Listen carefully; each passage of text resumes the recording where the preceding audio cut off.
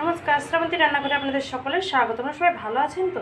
আজকে আলু দিয়ে পেঁয়াজ দিয়ে আর কাঁচা লঙ্কা দিয়ে আমি পেঁয়াজও বানাবো সিম্পল। দেখুন, আমি এই লবণ দিয়ে নিলাম, আলুটার মধ্যে দিয়ে লবণটাতে আমি ভালো করে মাখিয়ে নিলাম। এতে একটু আমি হলুদও দিয়ে দিলাম, একটু বেসনও দিলাম, এর সাথে একটু আমি সামান্য খাবার সোডাও দিলাম, আর একটু সামান্য জল দিলাম। আলু আর এটাকে আমি ভালো করে আগে মাখিয়ে, এটা বেশি পাতলা করবেন, এরকম শুকনো শুকনো হবে, ছোটো ছোটো করে ভেজে নেব। কড়াতে রিফাইন তেল দিয়েছি, রিফাইন তেলটাকে গরম করে নিলাম, ছোটো করে করে কড়ার তেলে বসে দিয়েছি। এইটা না শুধু পেঁয়াজ দিয়েই করা যায়, কিন্তু আলু দিয়েও ভালো লাগবে। একটা আমি আলু দিয়েছি, আর যারা নিরামিষ খাবে পেঁয়াজও, তারা শুধু ঝিরিঝিরি করে আলুই দিতে পারে।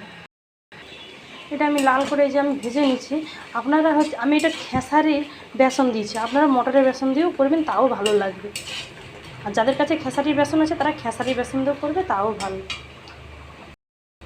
দেখুন আমার পকোড়াটা খুব সুন্দর হয়েছে, এই যে দেখুন মচমচা পুরো হয়ে গেছে। এরকম বানিয়ে দেখবেন, খুব ভালো লাগে। আর আমার যদি এরকম রেসিপি আমাদের ভালো লেগে থাকে, লাইক শেয়ার কমেন্ট করবেন, আপনারা ফলো করবেন। শ্রাবন্তী রান্নাঘর, আপনারা ভালো থাকবেন।